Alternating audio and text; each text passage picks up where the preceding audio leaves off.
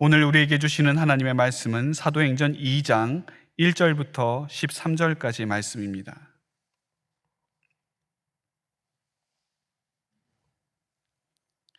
사도행전 2장 1절부터 13절까지 말씀, 저와 여러분이 한 절씩 교독하시고 마지막 절은 함께 봉독하도록 하겠습니다. 제가 가지고 있는 성경으로는 188페이지입니다. 사도행전 2장 1절부터 제가 봉독하도록 하겠습니다. 오순절 날이 이미 이름에 그들이 다 같이 한 곳에 모였더니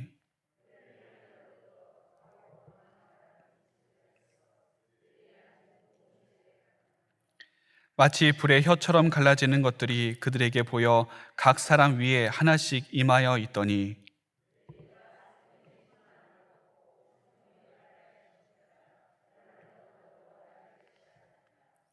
그때 경건한 유대인들이 천하 각국으로부터 와서 예루살렘에 머물러 있더니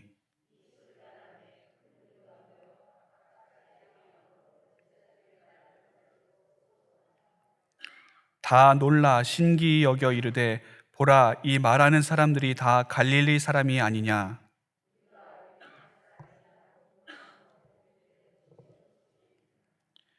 우리는 바데인과 메데인과 엘람인과 또 메소보다미아, 유대와 갑바도기와 본도와 아시아,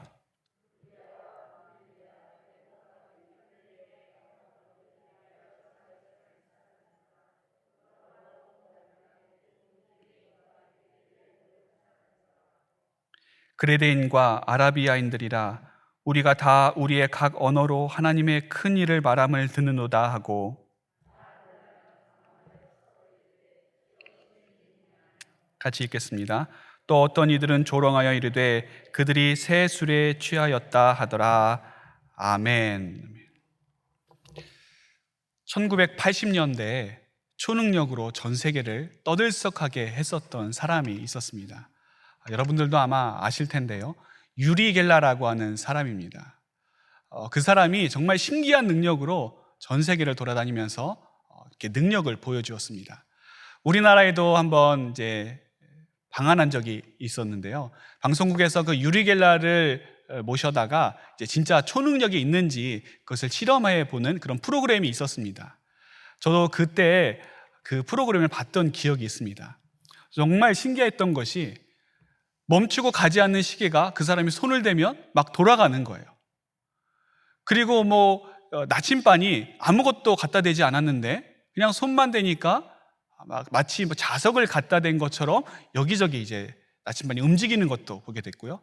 제일 신기한 것은 숟가락이 구부러지는 것이었습니다.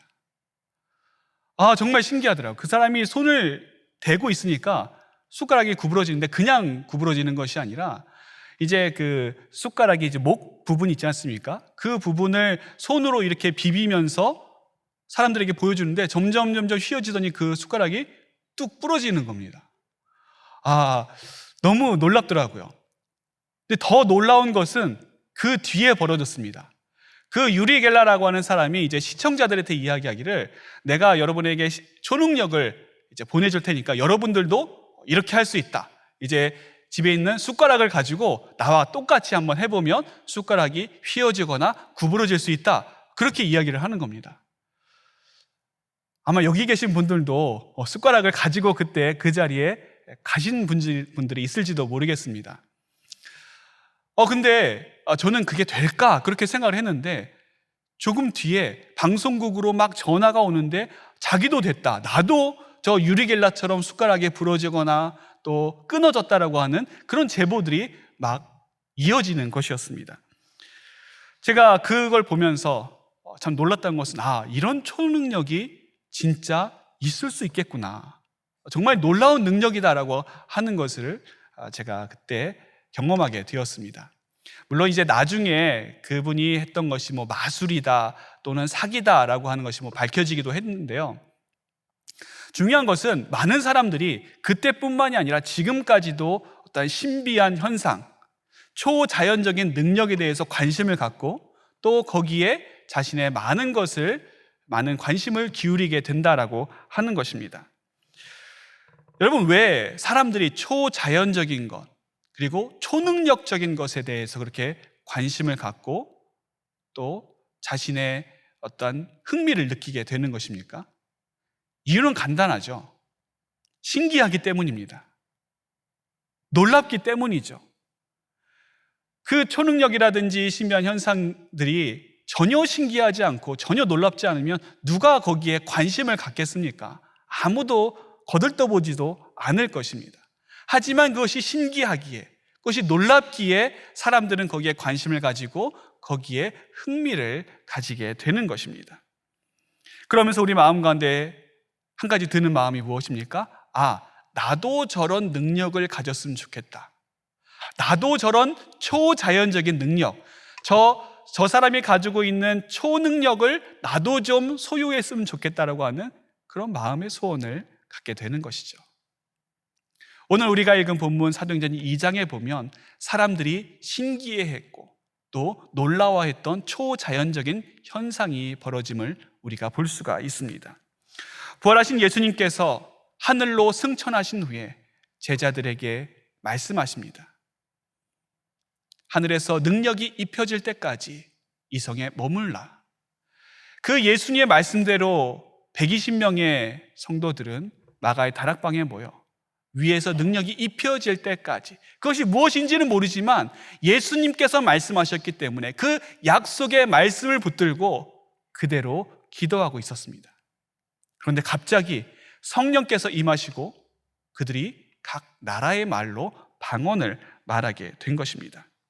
이 방언을 말하는 사람들은 그 방언을 배운 적도 없는 사람들이었고 그 방언을 말하는 나라에 가본 적도 없는 사람들이었습니다.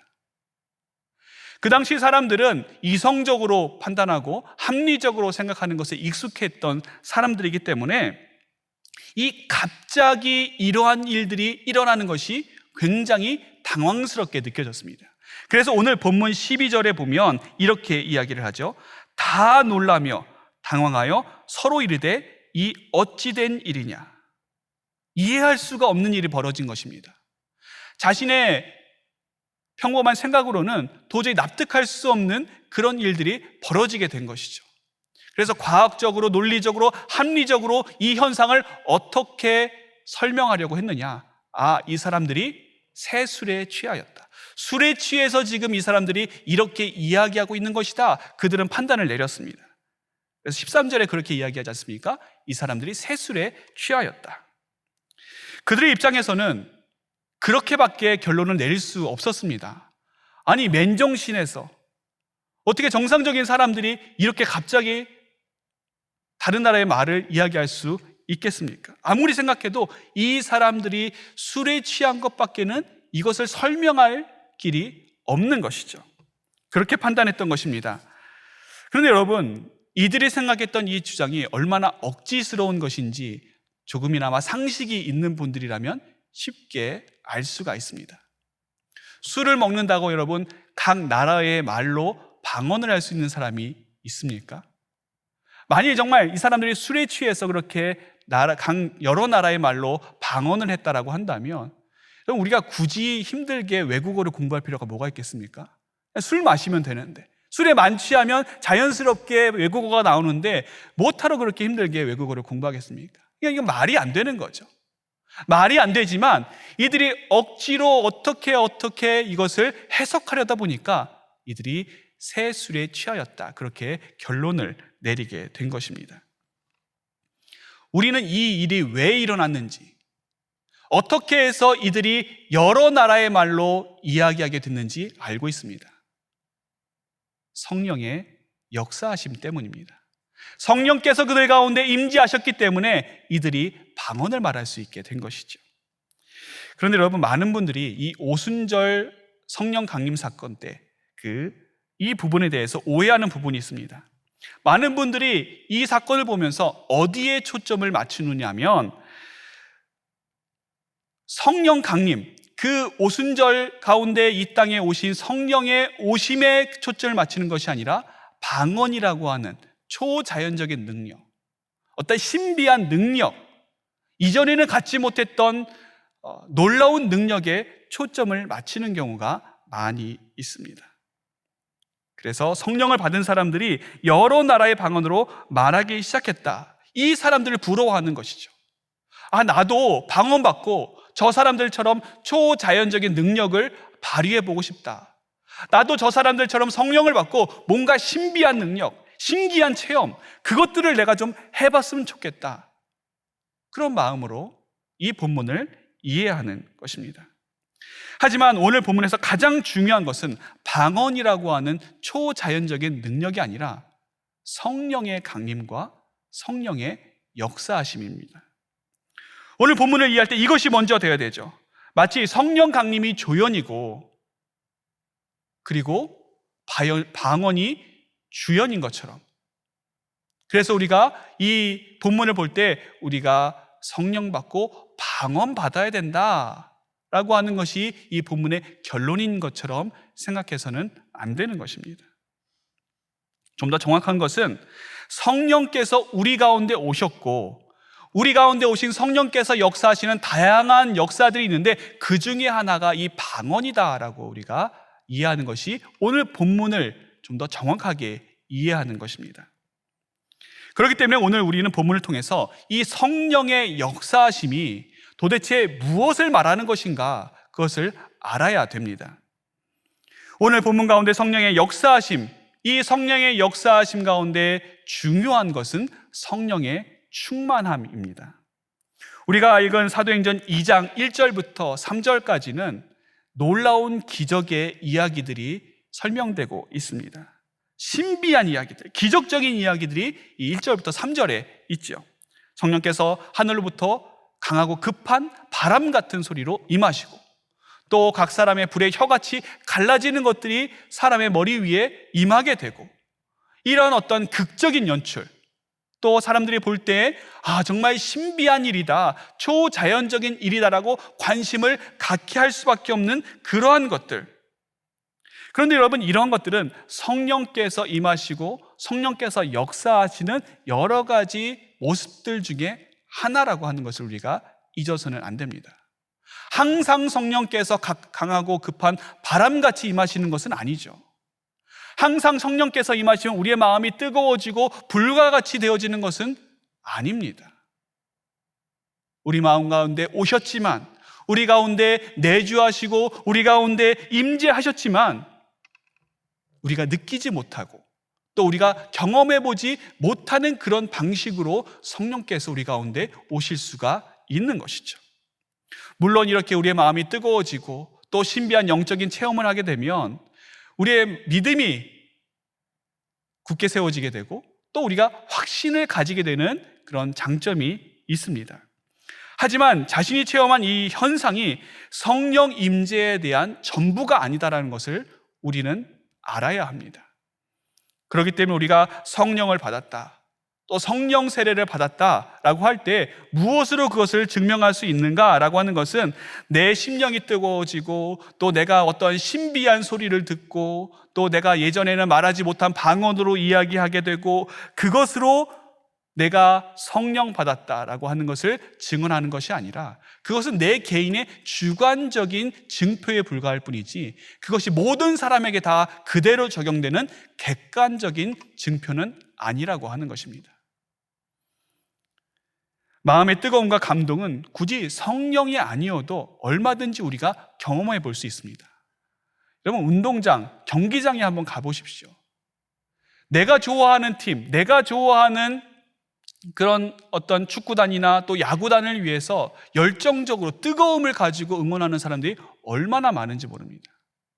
우리 월드컵 때 한번 생각해 보십시오. 얼마나 뜨겁게 우리가 열정적으로 응원을 했습니까?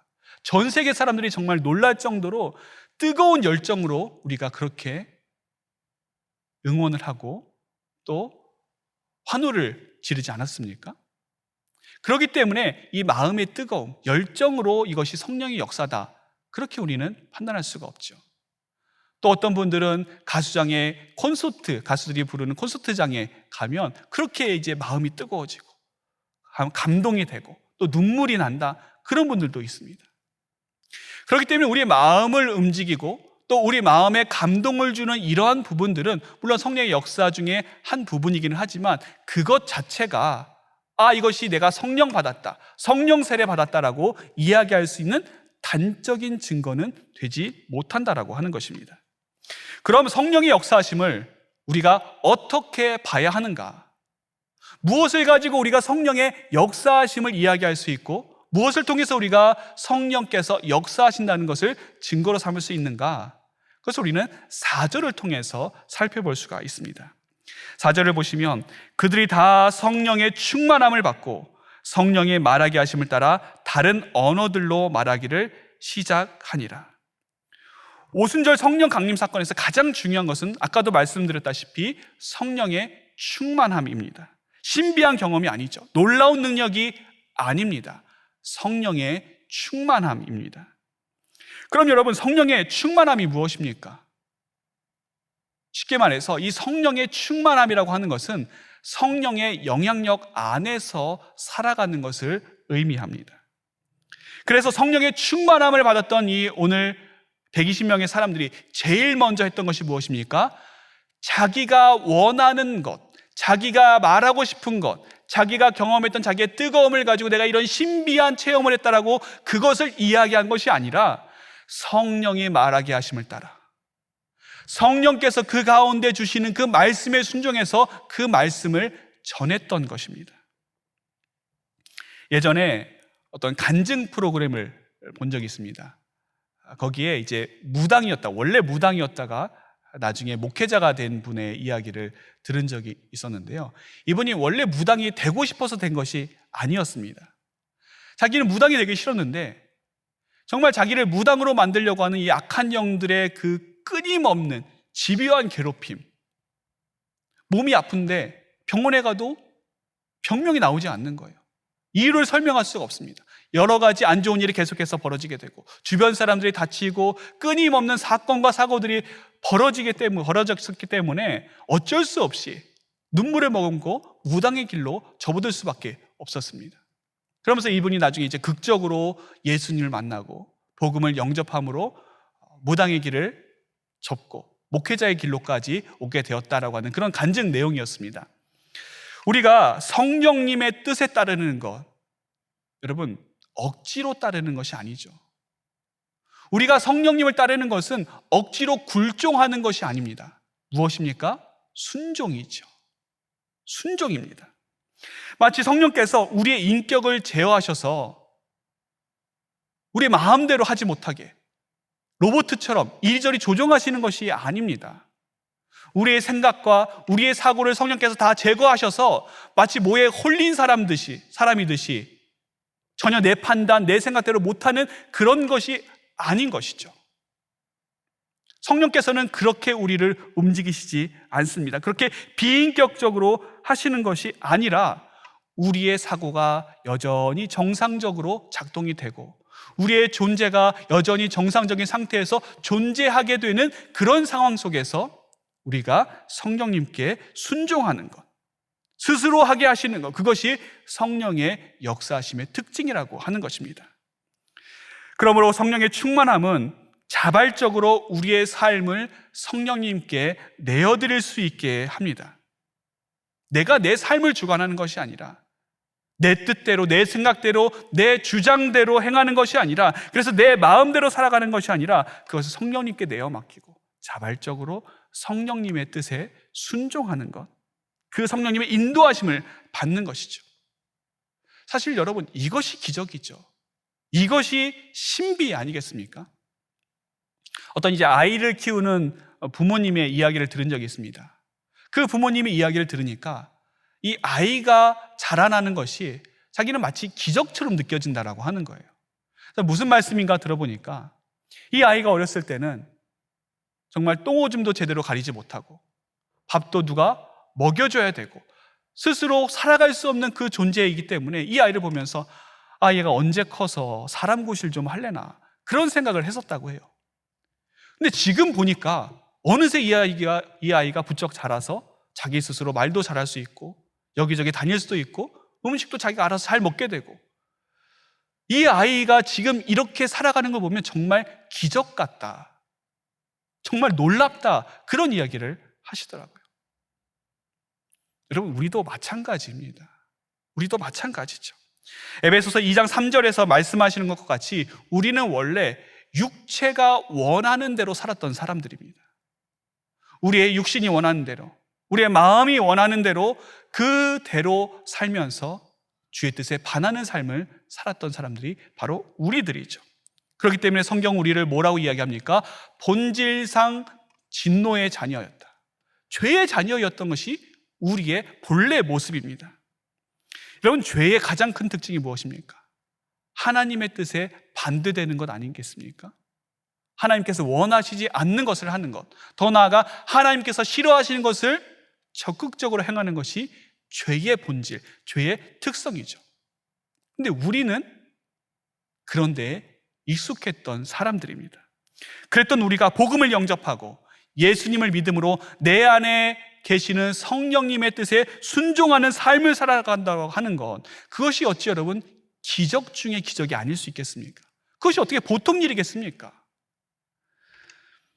우리가 정말 기적이라고 하는 것은 꼭 외적으로 어떤 신비한 능력이 나타나고 남들이 전혀 경험해 볼 수 없는 어떤 신비한 일들을 체험하고 그런 현상이 발생되는 것만이 기적이 아니라 우리의 내면이 변하는 것, 바뀌지 않는 내 자신이 바뀌는 것, 변화되지 않을 것 같던 사람이 변화되는 것, 순종하지 않았던 사람이 순종하는 사람이 되는 것, 그것이 바로 진짜 기적인 것이죠. 오순절 성령 강림 사건을 통해서 성령의 충만함을 받은 사람들은 성령의 말하게 하심을 따라 그들이 말을 하게 되었습니다. 그들은 한 번도 배워본 적이 없는 이 외국어를 말하게 된 초자연적인 능력을 받은 것이 중요한 것이 아니라 중요한 것은 그것을 말하게 하시는 것이 성령의 뜻이었다라고 하는 것입니다. 여러분, 원래 성령께서 이때에 마음 가지시기를 각 여러 나라의 말로 이야기하는 것을 원하시는 것이 아니라 이 당시 유대인들이 사용하고 있었던 아람어라든지 또 코인의 헬라어를 통해서 말하기를 원하셨다라고 한다면 그들은 그 말을 했을 것입니다. 하지만 성령께서는 이들로 하여금 각 여러 나라의 말로 말씀하기를 원하셨기 때문에 이들은 거기에 순종했던 것이고, 그로 말미암아 그들이 각 여러 나라의 방언으로 말할 수 있게 된 것이죠. 그렇기 때문에 오늘 본문에서 이 방언 받는 것은 부차적인 일이지 주가 될 수가 없습니다.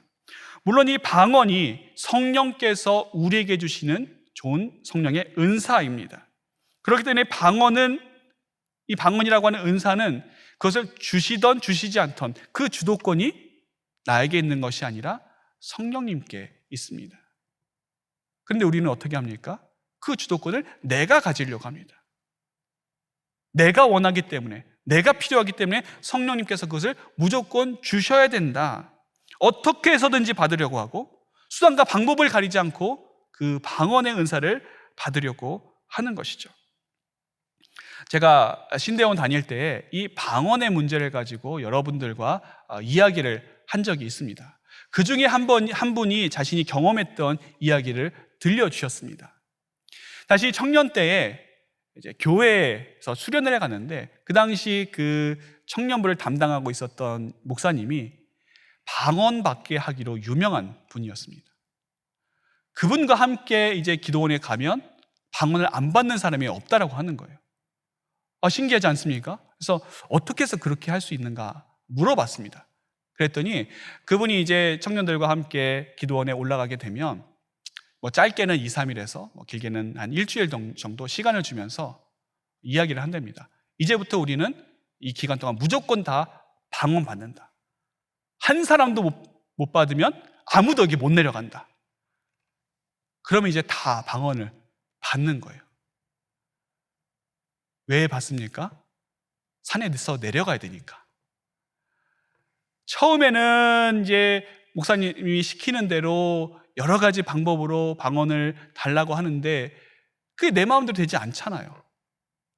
그러면 이제 기한이 가까워지면 이제 마음이 좀 조급해지는 겁니다. 방언 받아야지 산에서 내려가는데, 방언 못 받으면 못 내려가는데, 나만 못 내려가는 것이 아니라 많은 사람도 이제 못 내려가니까 어쩔 수 없이 방언받은 흉내를 이제 내는 것이죠. 물론 그 가운데 진짜 방언을 받은 사람도 있었지만 나중에 내려와서 보니까 자기처럼 이제 방언받은 흉내를 내는 사람들도 있었더라, 뭐 그런 이야기를 했었습니다. 여러분, 이러한 일들이 왜 일어납니까? 방언이라고 하는 그런 어떤 신비한 능력에 집착하기 때문이죠. 그래서 마치 방언을 받아야만 성령을 받은 것 같고, 남들이 알아들을 수 없는 여러 가지 방언을 말해야만 성령 세례를 받은 것처럼 오해하는 것입니다. 그런데 이런 방언 같은 현상은 우리 기독교에만 있는 것은 아닙니다. 타종교에도 무아지경에 이른다든지 또 황홀경에 빠지게 되면 자기도 모르는 사이에 방언과 같은 현상이 많이 나타나게 됩니다. 그렇기 때문에 우리가 방언 받았다, 내가 방언을 말할 수 있다라고 하는 것이 성령의 역사하십니다. 성령께서 우리 가운데 오신 증거다라고 100% 우리가 이야기하지는 못하는 것입니다. 내가 성령님께 나의 주도권을 내어드리지 않았는데 방언을 받으면 그것이 무슨 소용이 있겠습니까? 무슨 유익이 있고 그것이 나에게 무슨 가치가 있겠습니까? 우리에게 더 가치가 있고 더 중요한 것은 성령 충만함으로 어떤 우리의 능력을 멋지게 발휘하고 신비한 능력들을 행하는 것이 아니라 성령님의 역사하심에 나를 내어 맡기는 것입니다. 성령께서 말씀하시는 대로 내가 그 말씀을 따르고, 성령께서 인도하신 대로 그 인도하심에 따라가는 삶, 성령님을 의지함으로 그분의 영향력 안에 사는 것이 성령 충만이고, 그것이 성령 받은 자의 삶인 것입니다. 그럼 그렇게 성령 충만을 받고 성령의 말하게 하심을 따라 그 말씀을 증거했던 사람들은 도대체 무슨 말을 전했는가? 그것이 바로 오늘 본문에서 우리가 살펴봐야 될 두 번째 중요한 부분입니다. 그들이 방언으로 말한 것이 무엇입니까? 11절에 그 방언을 들은 사람들이 이야기하듯이 이렇게 이야기합니다. 우리가 다 우리의 각 언어로 하나님의 큰 일을 말함을 듣는도다. 우리가 다 각 언어로 하나님의 큰 일을 말함을 듣는도다. 이 사도행전 2장에서 방언을 받은 사람들이 했던 그 방언은 아무도 못 알아듣는 그런 방언이 아니라 다른 나라 사람들이 알아들을 수 있는 외국어로 된 방언이었습니다. 이것과 차이가 있는 것이 고린도전서 14장에 나오는 방언이죠. 고린도전서 14장에 이제 사도 바울이 방언에 대해서 이야기하는데, 이때의 방언은 잘 못 알아듣는 사람들이 없는 영적인 언어로서의 방언입니다. 심지어 방언을 하는 자기 자신도 이 방언으로 내가 무슨 말을 하는지 모르기 때문에 여기에 필요한 은사가 무엇입니까? 통변의 은사, 그것이 필요한 것이죠. 그것이 없으면 이 방언은 알아들을 수가 없습니다. 하지만 오늘 사도행전 2장에서 말씀하는 이 방언은 그런 통변의 은사가 필요한 아무도 못 알아듣는 그런 방언이 아니라 외국에 사는 사람들이 얼마든지 알아들을 수 있는 그런 외국어로 된 방언이었던 것입니다. 이들이 방언으로 말한 내용은 한마디로 무엇입니까? 하나님이 행하신 하나님의 큰 일, 즉 예수 그리스도의 구원 사역이었습니다. 예수 그리스도께서 우리를 위하여 십자가에 달려 돌아가시고 사흘 만에 부활하시고 승천하셔서 마침내 이 땅에 재림주로 오실 것이다. 그분을 믿는 자만이 구원을 받을 수가 있고 그분을 영접하는 자만이 영생에 이를 수 있다라고 하는 것이 이들이 전했던 하나님의 큰 일이었습니다. 그러므로 성령의 역사하심에 대한 객관적인 증거 중에 하나는 하나님의 큰 일을 말하느냐, 그 일을 말하지 않느냐 하는 것입니다. 아무리 신비한 방언을 하고 그 입에서 천사의 말이 나온다 할지라도 그가 전하는 메시지에 하나님의 큰 일이 없다라고 한다면 그것은 성령의 역사라고 할 수 없습니다. 여기에서는 어떻게 말하는가보다 무엇을 말하는가가 중요한 것이죠. 성령의 역사하심과 하나님의 구원의 큰 역사는 뗄래야 뗄 수 없는 관계입니다. 성령의 역사하심으로 우리가 예수 그리스도를 나의 구주로 삼고 나의 구주로 고백할 수 있고, 성령의 역사하심으로 우리가 복음을 영접하고 더 나아가 그 복음을 증언하는 증인으로 살아갈 수가 있는 것입니다. 이렇게 성령의 역사하심으로 사람들이 예수님을 믿게 되고 예수님을 믿음으로 천국 백성 된 것에 감사하며 하나님을 경배하고 또 그 복음을 증언하는 증인으로 사는 그 사람들이 모인 모임이 무엇이 되는 것입니까? 그것이 바로 교회가 되는 것이죠. 그렇기 때문에 성령의 역사하심의 가장 강력한 증거는 바로 교회입니다. 오늘 본문에 나오는 이 오순절 성령 강림 사건, 이것이 역사상 성령께서 강림하시는 최초의 사건이 아닙니다. 성령께서는 이미 태초부터 역사하셨고, 그리고 구약 성경에 보면 하나님의 사람들에게 성령께서 임하셔서 그들로 놀라운 하나님의 일들을 행해 나가게 하셨음을 우리는 볼 수가 있습니다. 그렇기 때문에 이 사도행전 2장에서 보는 성령 강림 사건은 이 땅에 임하신 성령의 최초의 사건이 아니라 그것을 통해서 하나님의 놀라운 일들을 선포하고 하나님의 놀라운 구원 사역을 증거하게 하신 교회를 세우는 데 있어서 아주 중요하고 특별한 사건이라고 할 수가 있는 것입니다.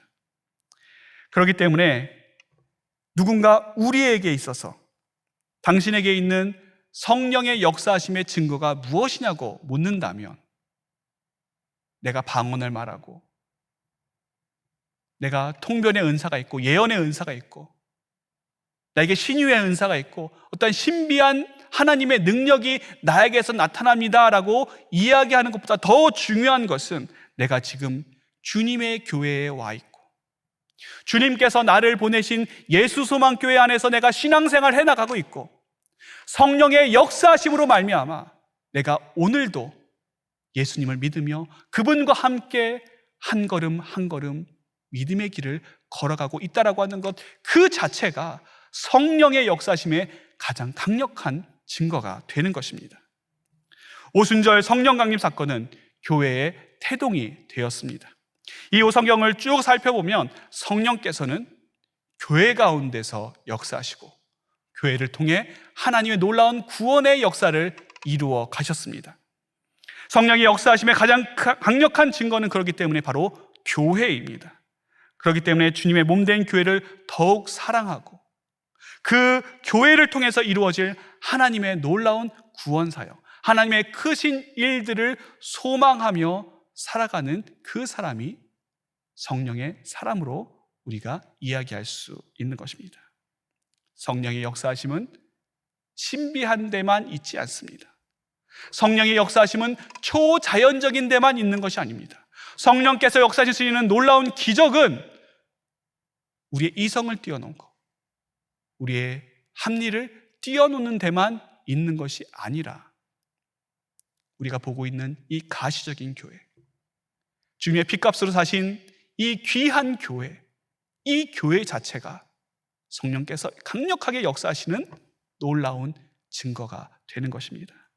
성령의 역사하심으로 우리 교회를 통해 하나님의 크신 일들이 세상에 널리 전파되기를 소망하며 오늘도 성령의 사람으로 살아가는 우리가 되어야 할 것입니다. 기도하겠습니다. 하늘에 계신 우리 아버지여, 이름이 거룩히 여김을 받으시오며 나라의 임하옵시며 뜻이 하늘에서 이룬 것 같이 땅에서도 이루어지이다. 오늘날 우리에게 일용할 양식을 주옵시고 우리가 우리에게 죄 지은 자를 사하여 준 것 같이 우리 죄를 사하여 주옵시고 우리를 시험에 들게 하지 마옵시고 다만 악에서 구하옵소서. 대개 나라와 권세와 영광이 아버지께 영원히 있사옵나이다. 아멘.